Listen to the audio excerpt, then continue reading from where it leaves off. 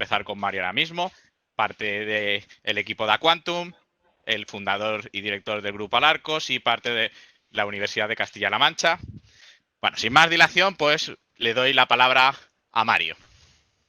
Hola, buenos días a todos. Ante todo, quería agradecer a Alhambra y a M2I Formación la posibilidad que me dan de participar en este evento y sobre todo la gran labor que están haciendo de evangelización cuántica, que tan necesaria es para España y para Iberoamérica, para que no perdamos las oportunidades que nos ofrece esta nueva tecnología.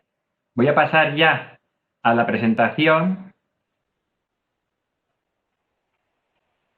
Y vamos a empezar brevemente repasando la historia de la computación cuántica y también de la ingeniería del desarrollo de software para ver un poco qué son esto de las competencias que tenemos que tener para el desarrollo de software cuántico. Planck, que es el señor de aquí, ha sido considerado como el fundador de la teoría cuántica al descubrir en 1900 la constante que lleva su nombre, usada para calcular la energía de un fotón. Propuso que la energía se radia en unidades pequeñas que se denominaron cuantos, y no de forma continua como se pensaba hasta esa época. En 1927 tenemos esta figura en la que se celebró el Congreso de Física muy importante en Bruselas, donde coincidieron científicos excepcionales. Además de Planck, estaban Einstein, Bohr, Schrödinger, Dirac, de Broglie, Heisenberg, etc. Se ha dicho que ha sido la mayor concentración de materia gris por metro cuadrado de la historia, ya que 17 de los 29 fueron premios Nobel. Esta gente sentó la base de la nueva teoría física, que es la mecánica cuántica, que describe de alguna forma el comportamiento de la naturaleza a nivel subatómico, es decir, el comportamiento del electrón, del fotón, para los cuales la mecánica clásica hasta entonces no encontraba una solución satisfactoria. Esta nueva mecánica lo que pasa es que presenta características un poco peculiares que van en contra de nuestra intuición. Y esta basa mucho en el azar, en la probabilidad, el entrelazamiento, la dualidad onda-corpúsculo, el principio de indeterminación, etc. Pero bueno, para lo que nos interesa a nosotros, posteriormente, ya a principios de los años 80, en una charla que podríamos calificar de visionaria, Richard Feynman planteó si el mundo cuántico se podría simular con un ordenador clásico. Y dedujo que eso era imposible, pero que sí se podía hacer con un ordenador cuyos estados internos fueran variables cuánticas. También en 1980, por un lado Yuri Manin y por otro lado Paul Benioff, sentaron las bases teóricas de esa computación cuántica. Y así empezó la segunda revolución cuántica, que llevó a los años siguientes que varios investigadores, de alguna forma, propusieran maneras diferentes de manipular átomos, fotones, electrones, y también en los años 90 se empezaron a proponer los primeros algoritmos cuánticos, Deutsch-Hofstra, el algoritmo de Shor, el algoritmo de Grover, etc.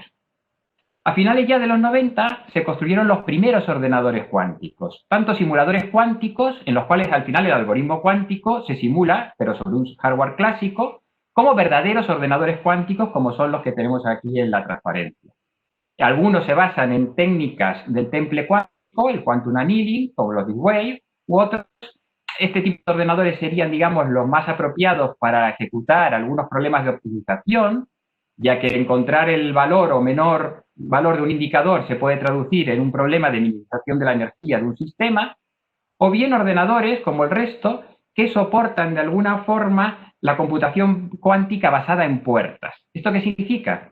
Que al final un problema lo descomponen en una secuencia de problemas básicos, operaciones básicas o primitivas que se realizan mediante puertas. También a la hora de construir los qubits cuánticos en los que se basan todos estos ordenadores se pueden utilizar diferentes tecnologías. Principalmente en la realidad se usa por un lado superconductores, sería el caso de D-Wave, Google, IBM, Rigetti, o trampas de iones o iones atrapados, como serían en el caso de John Hu.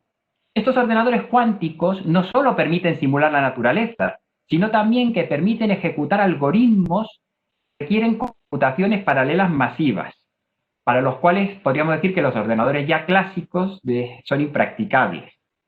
De hecho, todos conocemos, ¿no?, que el año pasado se anunció la noticia de la supremacía cuántica. ¿Esto qué significa? Que se demostró la gran ventaja que pueden conllevar este tipo de ordenadores. Se ejecutó en 3 minutos y 20 segundos una operación que al superordenador más potente del mundo le hubiera llevado más de 10.000 años. Por eso también existen miles de aplicaciones interesantes para este nuevo paradigmas. Por un lado, en economía y servicios financieros, optimización de riesgos, detección de fraude, simulación, predicción de crisis financieras, etc. En química, simulaciones de moléculas complejas, descubrimiento de nuevos materiales, diseño de moléculas. En medicina y en salud, descubrimiento de medicinas, detección de enfermedades. Aquí también podríamos decir que está todo el tema de la medicina personalizada, la predicción de prescripciones terapéuticas.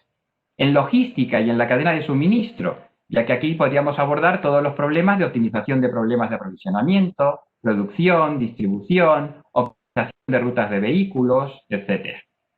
También en energía y agricultura, la producción de amoníaco, que se cita siempre, la mejor distribución de recursos, el modelado de la degradación de activos, etc.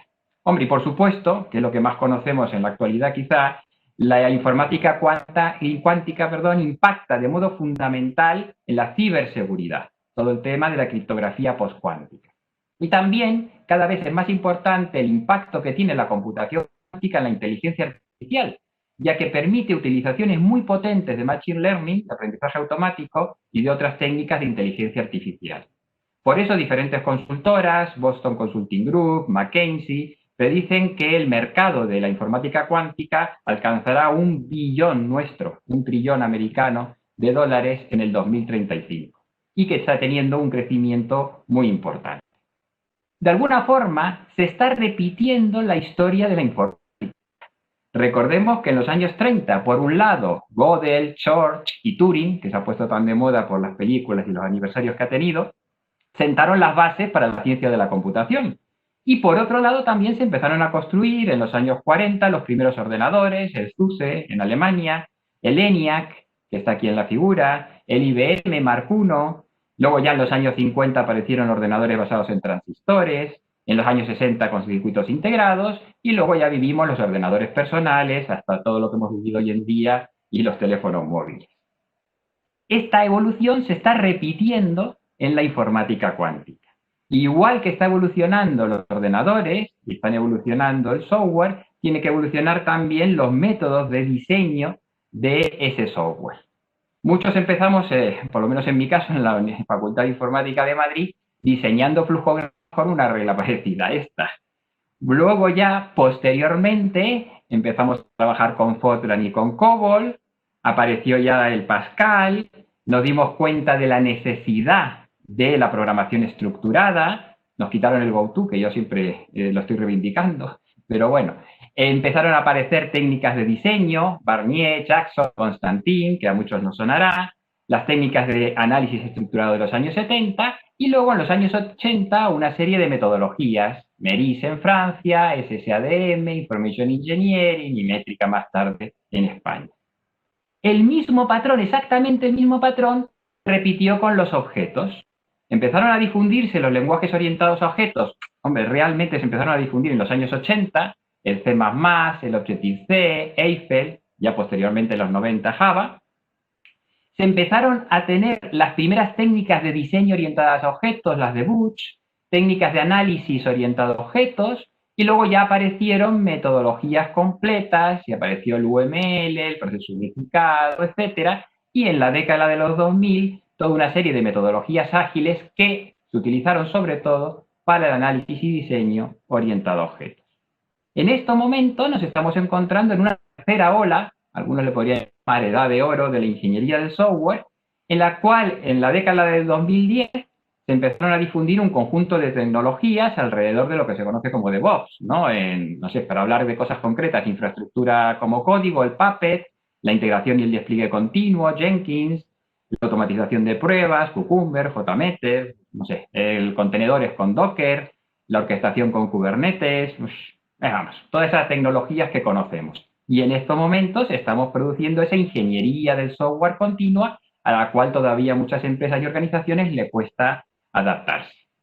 Pues en la tecnología cuántica lo que nos propone es una cuarta era de desarrollo del software, e igual que con todas las eras anteriores, hay que prepararse para poder sacarle su máxima ventaja. Teniendo en cuenta, eso sí, que la mayoría de los ordenadores cuánticos en la actualidad presentan una estructura híbrida o arquitectura híbrida. El ordenador clásico es el que hace de maestro del cuántico, controlando los procedimientos de computación cuántica y enviándole al cuántico las instrucciones oportunas, teniendo en cuenta una serie, bueno, de cuestiones tecnológicas que tienen los ordenadores cuánticos, los tiempos de ejecución de las puertas cuánticas o los tiempos de coherencia de los qubits. Bueno, pues, ¿qué competencias son necesarias entonces para poder desarrollar software en este entorno? Pues recordemos conceptos. La competencia es la capacidad para aplicar conocimientos y habilidades para lograr los resultados previstos, conocimiento que adquirimos por experiencia o educación, y la habilidad que es la capacidad para realizar tareas. Si escogemos, por ejemplo, las competencias del último marco europeo que ha salido publicado hace unos meses, bueno, pues las competencias de saber hacer un diseño arquitectónico o tener en cuenta la experiencia de usuario o hacer las pruebas o gestionar problemas o identificar las necesidades de la organización o gestionar los riesgos siguen siendo válidas esas competencias. Esa es la buena noticia. Lo que cambia, y cambia bastante, de hecho es un salto más grande que el que hemos dado de estructurado objetos o de objetos a DevOps, son los conocimientos. Por lo tanto, lo que tenemos que centrar es en ver qué conocimientos, qué principios, qué información necesitamos para poder desarrollar ese software cuántico. Para eso, claro, tendríamos que pensar en los distintos perfiles que podemos llegar a tener en una organización o en un equipo de desarrollo cuántico. En principio, si una organización se va a meter en esta tecnología, lo que sería bueno es adquirir conocimientos básicos de mecánica cuántica, conceptos cuánticos, ordenadores cuánticos. Bueno, si no tuvimos una carrera donde hayamos visto muchas matemáticas o físicas, a lo mejor sería muy conveniente que de alguna forma completáramos esos conocimientos que tenemos con unos fundamentos físicos y matemáticos. Pero no se trata ni se necesita ser un ingeniero cuántico, físico cuántico, para poder manejar un ordenador o desarrollar con estos sistemas. De hecho, yo no soy un experto en electrónica ni sé cómo va la electrónica de un ordenador en la informática tradicional para poder desarrollar un sistema de base de datos, por ejemplo. Luego ya sí, los programadores de software cuánticos tendrán que tener más conocimientos sobre esos ordenadores, ver cómo funciona esa lógica cuántica, la programación cuántica y conocer distintos lenguajes de programación cuánticos que hay bastantes en estos momentos. Un perfil nuevo que aparece quizá o que se esfuerza y que para el cual no solamente el conocimiento, sino también alguna capacidad tiene que cambiar, es el del desarrollo de algoritmos cuánticos. Es decir, un especialista que tiene que saber representar los desafíos del negocio y convertirlos de alguna forma en modelos matemáticos y adaptar esos algoritmos de alguna forma que conocemos. Por otro lado, también es importante que aparezca el ingeniero de software cuántico. En estos momentos se desarrollan programas cuánticos sin tener en cuenta los principios de la ingeniería de software. Volvemos a repetir los mismos errores de la historia. Por eso creemos que es muy importante que se desarrolle el software cuántico con rigor, se hagan las pruebas, se asegure la calidad de ese software cuántico, etc. Y por último, tendría que haber también alguien, un estratega cuántico, llamémosle así. Es decir, necesitamos conocimientos para poder preparar a la organización para incorporar la tecnología cuántica y que de verdad podamos conseguir una ventaja competitiva en la empresa. De alguna forma, saber anticipar cómo la informática cuántica puede aportar a la estrategia de la empresa.